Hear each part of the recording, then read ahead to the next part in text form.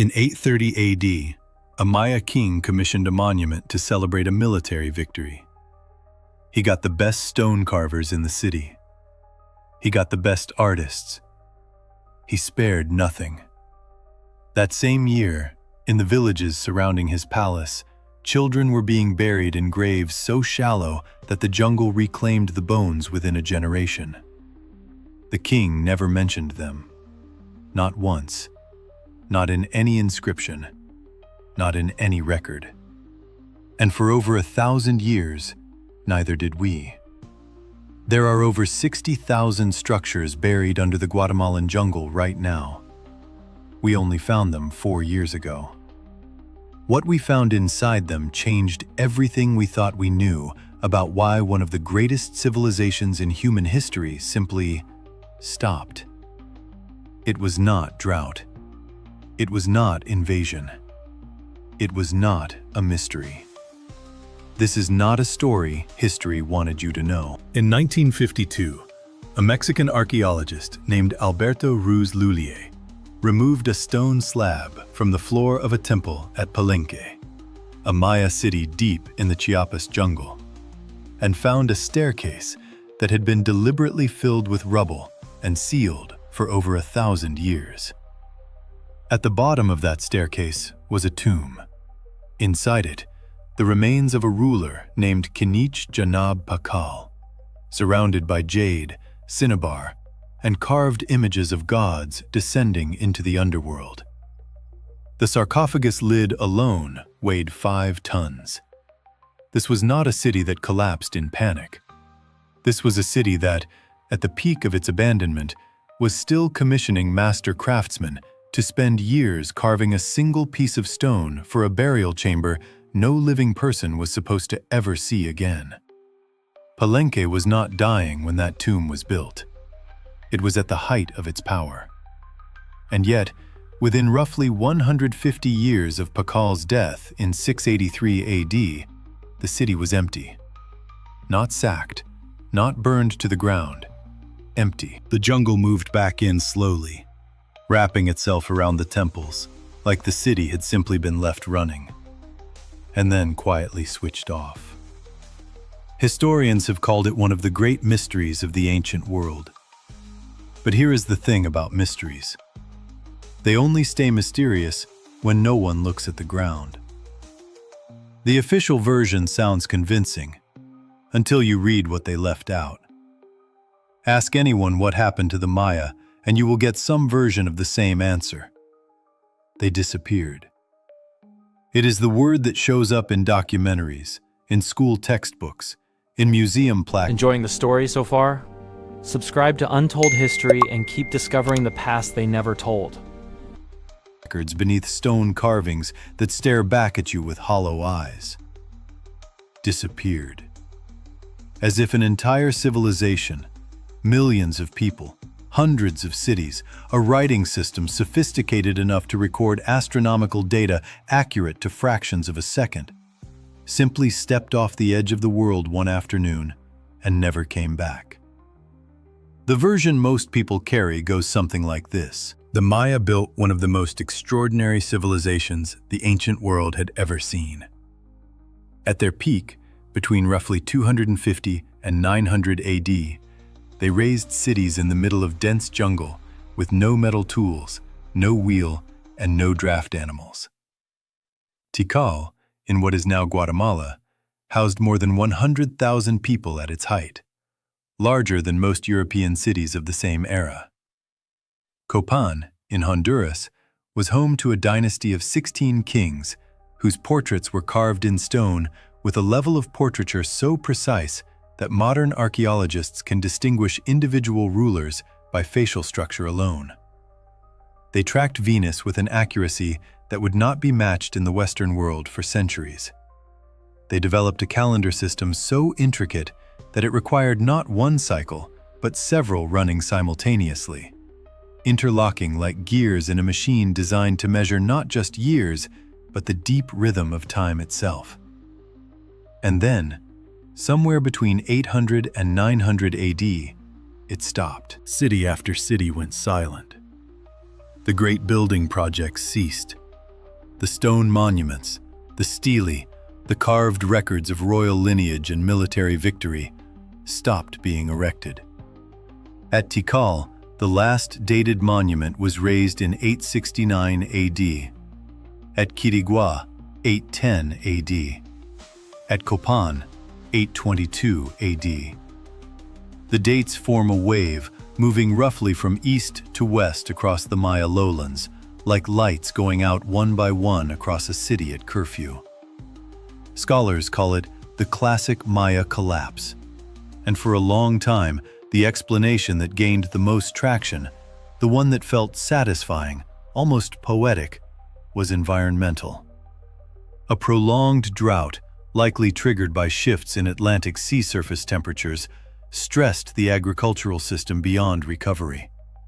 The rains failed. The crops failed. The people scattered. The jungle reclaimed what human hands had built. It was the kind of explanation that carried no blame. Nature struck. Civilization fell. End of story. A 2003 study published in Science, drawing on sediment core data from Lake Chichancanab in the Yucatan, became one of the most cited pieces of evidence for this interpretation. The data was real. The drought was real. For many researchers, that was enough. The Maya, in this telling, were victims. Victims of a climate they could not control, a catastrophe they could not predict, a fate that arrived from the sky rather than from any decision made in a palace or a war council.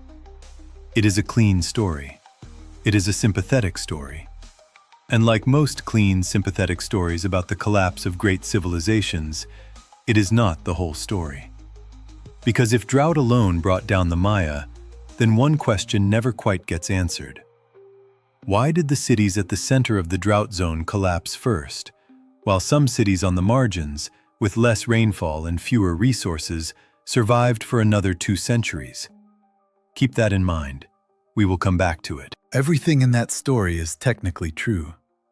But technically true is not the same as honest. In 2018, a team of researchers flew over the jungle of northern Guatemala with a technology called LiDAR, light detection and ranging. It works by firing millions of laser pulses from an aircraft toward the ground, measuring the time each pulse takes to bounce back, and using that data to strip away the forest canopy digitally, layer by layer, until what remains is a bare map of whatever lies beneath. What they found rewrote the scale of Maya civilization overnight. Hidden under the jungle, invisible to every expedition that had walked through that region for the previous 2 centuries, were the remains of over 60,000 individual structures. Farms, causeways, fortifications, irrigation channels, raised fields, and interconnected cities so densely packed that the researchers compared the lowland Maya landscape not to the scattered city-states historians had long imagined, but to something closer to ancient China or pre-industrial Europe. CNN covered the discovery. The BBC called it one of the most significant archaeological finds of the decade. But buried inside that finding was a detail that received far less attention. The LiDAR scans didn't just reveal cities, they revealed what surrounded those cities. And what surrounded them, for miles in every direction, was evidence of near-total deforestation. The Maya had cleared the jungle at a scale that no previous ground-level survey had been able to detect. To build their temples, they needed lime plaster, and producing lime plaster required firing limestone in kilns burning at extreme temperatures for extended periods. Researchers estimate that constructing a single medium-sized Maya temple consumed enough wood to strip several square kilometers of forest. Tikal alone had been rebuilt, expanded, and resurfaced multiple times over centuries. Nobody questioned this. For over 100 years, nobody questioned this. The assumption had always been that the jungle was the backdrop, permanent, resilient, essentially unchanged. The Maya built within the jungle. The jungle would always be there. But the LiDAR data told a different story. By the late Classic period, The forest buffer that had regulated rainfall, protected topsoil, and moderated temperature across the lowlands had been systematically dismantled. Not by climate, not by drought arriving from the Atlantic, but by construction, by ambition, by the same monumental building projects that we still photograph and put on the covers of history books today. A peer-reviewed study in PNAS, the Proceedings of the National Academy of Sciences, found that Maya deforestation may have reduced regional rainfall by as much as 5 to 10%, while simultaneously increasing local surface temperatures. The drought that sediment cores recorded in the lake beds of the Yucatan was not purely an external event visited upon the Maya from a changing atmosphere. In measurable, documented, specific ways, the Maya had helped manufacture it. The numbers don't lie. The interpretation does. And here is where the story starts to fracture completely. Because if the Maya themselves destabilized their own climate through deforestation, then the next question is unavoidable. Who made that decision? The farmers living in the hillside villages didn't commission the temples. The laborers who fired the kilns didn't design the palaces. The people whose skeletons, found in the urban peripheries of Tikal and Copan, show signs of chronic malnutrition in the final decades of those cities. They were not the ones deciding how many more layers of lime plaster the pyramid needed. Someone was. And the stone record, the very monuments those kilns were built to construct, tells us exactly who they were, what they valued, and crucially, what they chose to keep building even as everything around them began to fail. 3 pieces of evidence. Each one alone is interesting. Together, they are impossible to ignore. In the 1980s, a physical anthropologist named Frank Saul began doing something that archaeologists had largely avoided until then. He looked at the bones. Not the bones of kings, not the ceremonial burials packed with jade and cinnabar that filled the academic journals. The bones of ordinary Maya. The remains found in household middens, in shallow graves on the outskirts of cities, in the forgotten peripheral zones that excavation teams historically walked past on their way to the temples. What Saul found was later expanded by decades of subsequent isotopic analysis across multiple Maya sites.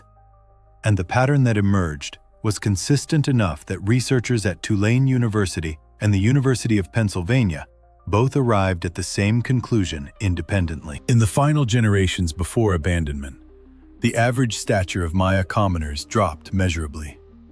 Bone density decreased. Childhood growth markers, the kind left in skeletal tissue by periods of prolonged malnutrition, became increasingly common the closer the samples got to the collapse horizon. The BBC documented this evidence in its archaeological coverage of the classic collapse, noting that the physical record suggested a population under chronic nutritional stress for decades before the cities were finally abandoned. Decades. Not a sudden drought, not a single bad harvest. A slow, grinding deterioration that played out over generations, recorded not in stone, not in codices, but in the bodies of the people who lived through it. Keep that in mind. We will come back to it. While the commoners were shrinking, the kings were still building. This is not a metaphor.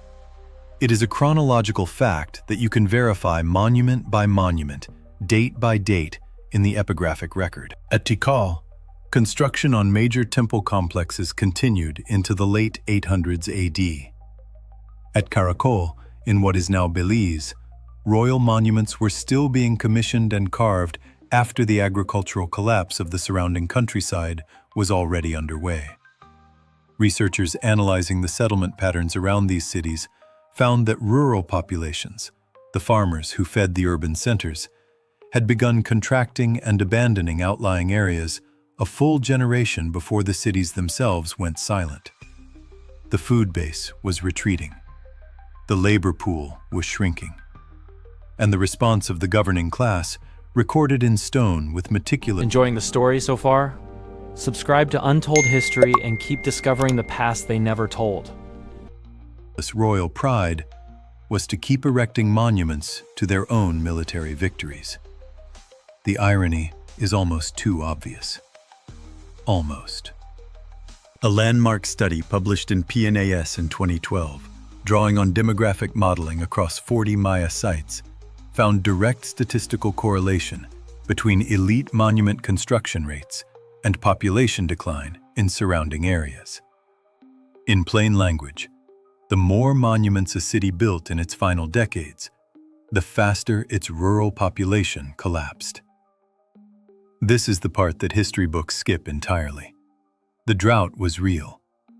But the drought arrived into a landscape that the Maya governing class had already systematically weakened, through deforestation, through the diversion of labor toward monumental construction, and through warfare.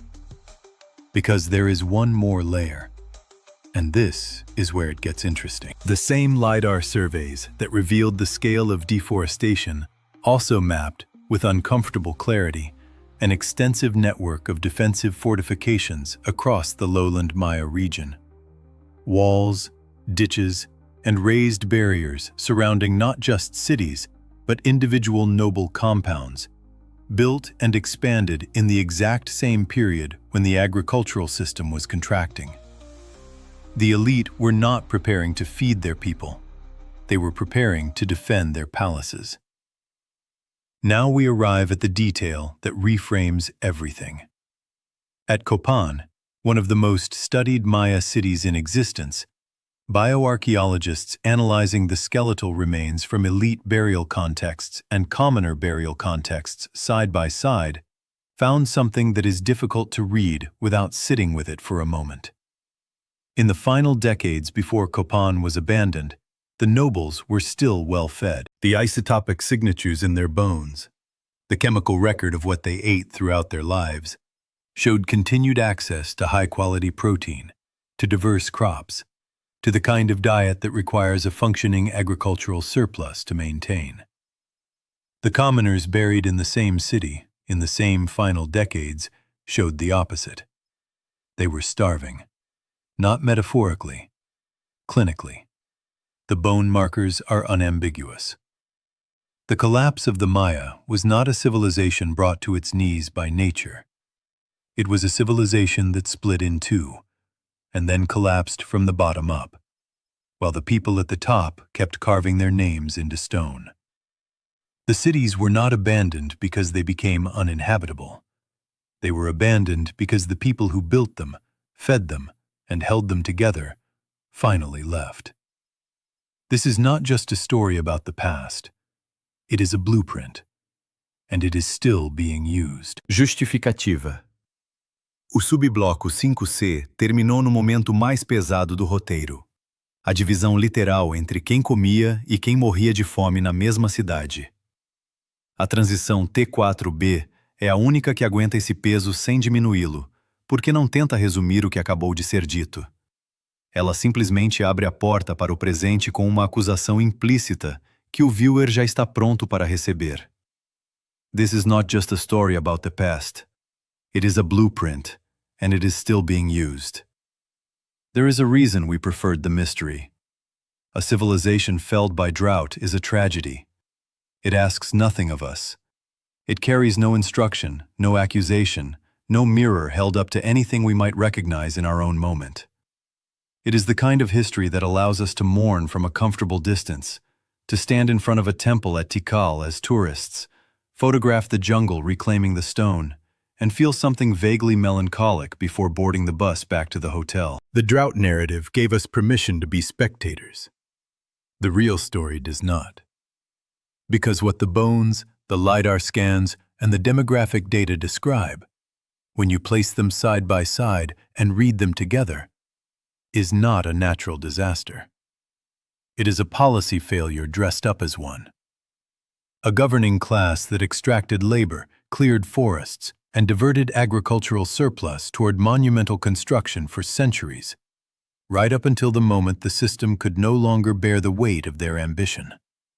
A rural population that absorbed the consequences of decisions made in palaces they were never allowed to enter. And a historical record, carved in stone by the very people responsible, that documented military glory and royal lineage with extraordinary precision, and said nothing about the hunger. There is a reason this detail was removed from the official record. Not removed deliberately, perhaps, but absent nonetheless, because the people who controlled the record were the people who benefited from the system continuing exactly as it was. We have spent decades teaching the Maya collapse as a lesson about climate vulnerability. And climate vulnerability is real. The data is not wrong. But framing it exclusively as a climate story has a convenient side effect. It erases agency. It transforms a series of decisions made by specific people in specific rooms over specific centuries into an act of God, into weather, into something that simply happened, the way earthquakes happen, the way volcanoes happen, without architects and without accountability. What happened next was not an accident. Understanding the Maya collapse the right way changes how we understand every conversation we are currently having about resource extraction, inequality, and the relationship between the people who make decisions and the people who live inside the consequences of those decisions. The pattern is not ancient. In the last 2 decades alone, the world has watched multiple governments respond to early signs of agricultural and ecological stress by doubling down on the economic activities generating that stress. Because the people profiting from those activities were the same people designing the response. The language changes, the dynamic does not.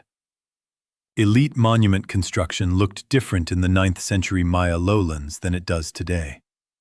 But the underlying calculation, that the system should continue serving those at the top for as long as structurally possible, and that the costs should be distributed downward, is not a calculation that died with Tikal. This single decision changed everything that followed. And perhaps the most uncomfortable part of the Maya story is not the collapse itself. It is the timeline. The nutritional deterioration in the commoner population, the retreat of rural settlements, the early signs of agricultural failure. These were visible, measurable, physically present in the landscape for at least 2 or 3 generations before the cities were abandoned. The information was there, not in the form of scientific reports or satellite data, but in the form of shorter children, emptying villages, and fields that no longer produced what they once had. Someone saw it, and the monuments kept going up anyway. That is not a mystery. That is a choice. And we have been calling it a mystery for so long, romanticizing the silence of abandoned temples, turning the absence of answers into a selling point for tourism and television, that we have successfully avoided asking the question the evidence has been demanding we ask for decades. Not what ended the Maya, but who decided to keep going until there was nothing left to save. The real lesson of the Maya collapse is not about drought. It is about us.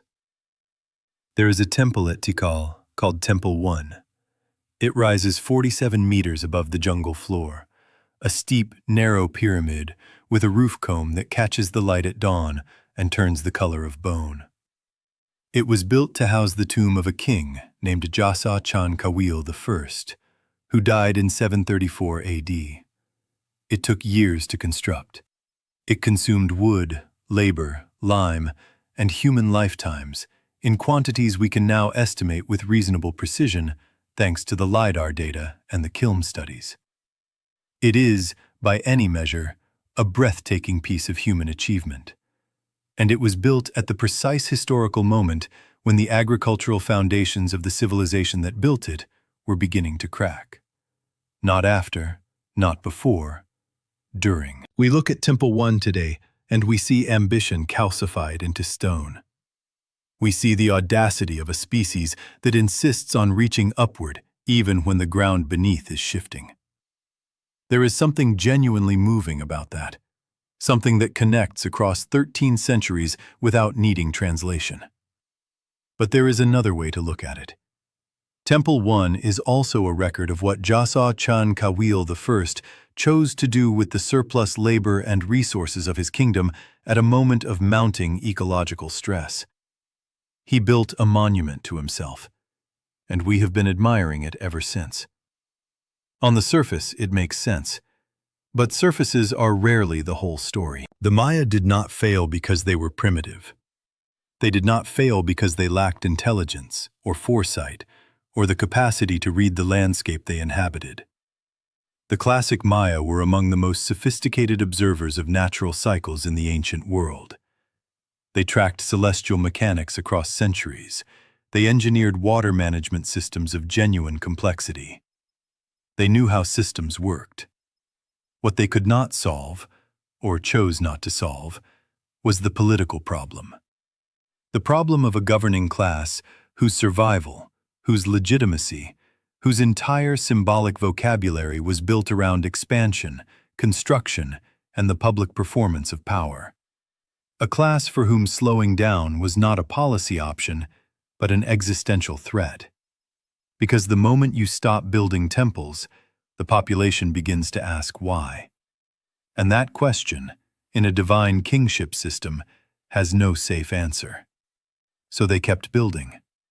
And the people who could no longer afford to stay left. That is the real story of the Maya collapse. Not a mystery, not a vanishing. A slow, documented, archaeologically legible process of a society eating itself from the inside, while its leaders inscribed their victories in stone and called it civilization.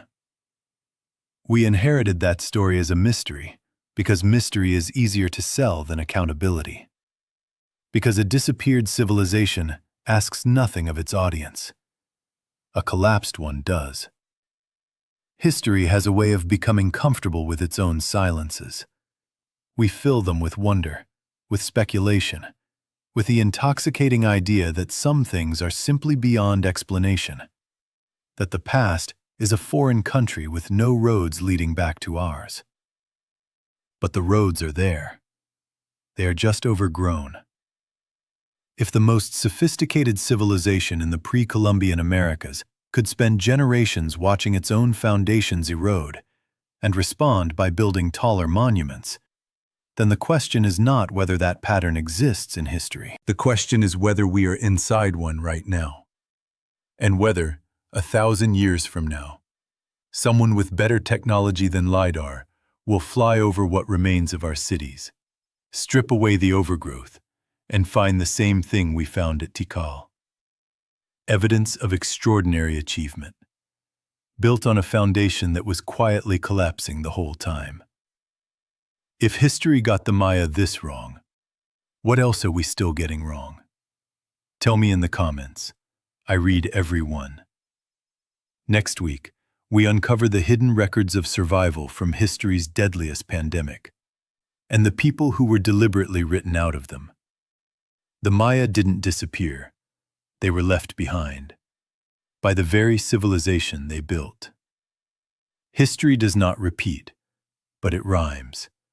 And right now, it is rhyming very loudly.